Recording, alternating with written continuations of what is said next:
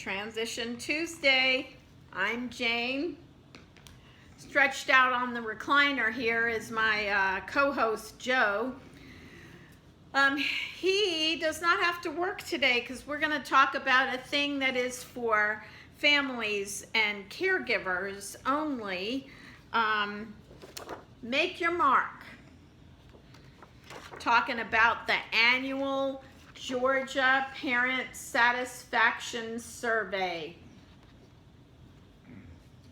This is about giving families the opportunity to tell schools how well schools are doing with parent engagement, family engagement. It's not always parents, sometimes it's grandparents or guardians or foster or adoptive parents.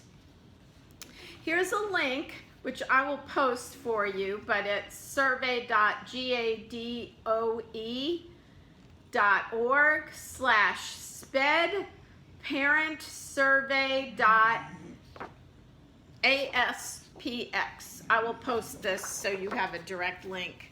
It's very important. We need to talk about this. School districts are accountable. This survey data is counted and collected, and school districts do pay attention to it. Why do I have to fill this out every year? Well, because the data is being collected, counted. Special ed directors look at the data on these surveys. Very important. They used to be paper surveys. Now it's completely online. So special ed directors get lifetime data of how their school district is doing, how their staff is doing with parent satisfaction issues.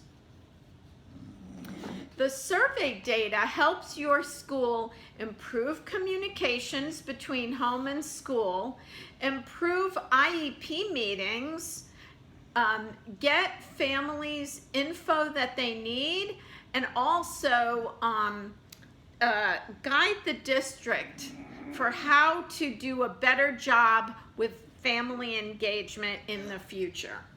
So your input contributes to all of those things. So it's very important. I'm going to go over the questions very quickly. If you've already filled this out, you know about it. From time to time, the DOE decides to change the questions, but all the questions are based on family engagement standards that are research-based. So decades worth of research on family engagement and the importance of how family engagement ties to better outcomes for students is what fuels the science, fuels these questions. So if they seem weird to you, and maybe the wording isn't perfect, but they are research-based questions designed to really mine how well the school is doing with family engagement, just so you know. So the first question, I am considered an equal partner with teachers and other professionals in planning and making decisions about my child's program. So this is about the standard of welcoming.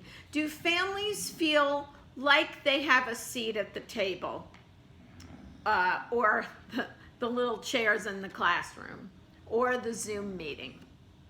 How do you feel when you go into an IEP meeting? First question. Second question, teachers ensure that I have fully understood the procedural safeguards. So that's the parent rights forms that they give you at every IEP meeting. And my options if I disagree with a decision by the school. Your due process rights. This is important for you to know. You want to be informed. So you want to feel welcome, but you also want them to be honest with you about if you don't agree with something that's going on at the school, what are your rights? IDEA guarantees that children who get special ed services have certain rights, and their parents also have rights as guardians. 3, my child's evaluation report and other written information are written in terms I understand. So that's about communication. How well does the school communicate with you? You're part of the IEP team, so you should be part of the communication chain. 4, at the IEP meeting, we discussed accommodations and modifications that my child would need. So how is the school supporting student success? And how well are parents part of that team in making suggestions? Joe has a cortical visual impairment. So if I wasn't able to communicate that to the school, they wouldn't know what kind of accommodations and modifications he needs as a person with a visual impairment. He uses a wheelchair. He has, what kinds of things do you deal with on a daily basis with your child that the school needs to know about so that they can provide the appropriate accommodations and modifications for your child in their IEP? Is that happening? Question 5, the school communicates regularly with me regarding my child's progress on IEP goals. Well, if you're part of the team, you deserve to know how well the IEP is working. If you feel like part of the team and you feel welcomed and accepted and that there's communication happening and that your child's success is being supported, then you'll feel really good about this question.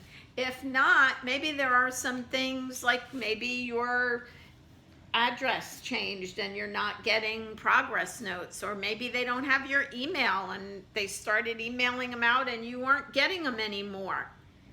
If you don't know that this is something that is part of family engagement, then and the school doesn't know you're not getting this information, then there's a little bump in the road. And that's what this question is about. Teachers are available to speak with me. So, this is very important. This is about, do you feel welcome? Do you feel like you're part of the IEP team? Number 7, school offers parents a variety of ways to communicate with teachers. This is important because working families sometimes during school hours can't talk to a teacher, or can you only talk at certain times of the day at night? Do you work a night shift? So when the teacher calls you at 9 in the morning, you are in deep REM sleep because you have to go to work at 3 in the afternoon. Or is there something happening at home and you have a family member who has COVID and they're in the hospital, and so you need texts because your child is in school but you have to be with your loved one, or take your loved one to dialysis, or everyone has situations. So what is the best way to communicate with me so that I can function as a part of the team? And nowadays, it's so much easier. Just the fact that in the few years that I've been working as a parent mentor for White County Schools, we never did online IEP meetings, and now that's like the most natural thing. So there's been a lot of good changes in terms of availability of communication. Number 8, teachers respect my cultural heritage and show sensitivity to the needs of students with disabilities and their families. So this is about welcoming again. How does the staff handle language barriers? Somebody uses sign language to communicate, or they speak a different language other than English, or the family member uses a wheelchair and needs to make sure that somebody can get them from the foyer to the classroom for a conference, or can provide a translation online if you're texting, or if you're in a Zoom meeting, or how are you making sure that this family has whatever it is they need to feel like they are part of the IEP team. Number 9, the school gives parents the help they may need to play an active role in their child's education. Sharing power. This is important. I'm at home with Joe, especially for those who are doing distance learning. This is a huge question about family engagement in this time.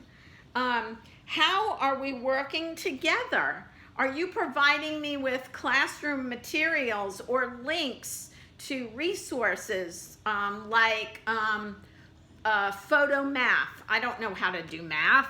How do I help my kid do math if I don't know how to do math? So the teacher sends some helpful links to you or suggests some apps that might work. The school counselor provides you with support services for mental health needs, or what are the different areas that the school has access to that parents don't typically have access to, and how can the school help you get where your child and you need to be. Number 10, only 10 questions, this is the last one.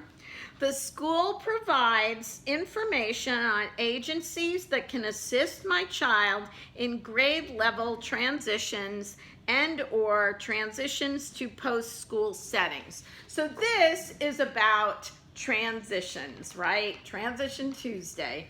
So how does the school and the family collaborate and include community agencies? So there's Voc Rehab, there's local direct support providers for adult services for people when they age out of school. What are the different community agencies, church programs, recreational programs? What's out there that the school can help you connect with as you're doing that transition plan in your child's IEP? Is the school partnering with you to do those things? So that's what this is all about. If the school can work with you and you feel like the school is working with you, then the outcomes for students are better. This is research. This isn't just Jane telling you this stuff. There's research about this.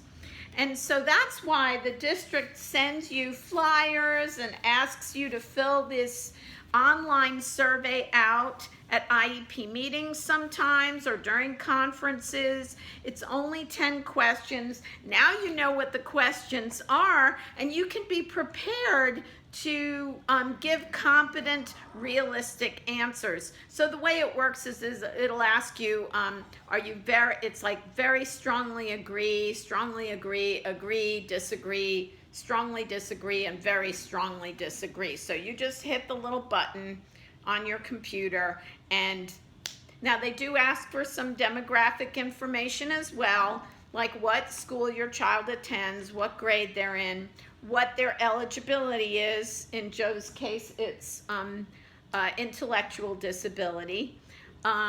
It's, what else do they ask? They ask your race. They want all that demographic information. So, you know, it really takes about 15 or 20 minutes, especially if you kind of know where you are already and you understand what the question is asking. We're doing this because better outcomes. We want better outcomes. It's tough out there when they get out of school. The more prepared you are when your child is in school for setting that foundation of services for when they age out of school, the better off everyone will be. The community, your family, your school district, and most important, your loved one. So anyway, thanks for watching. I'll put the link in the comments, and I'll see you next time.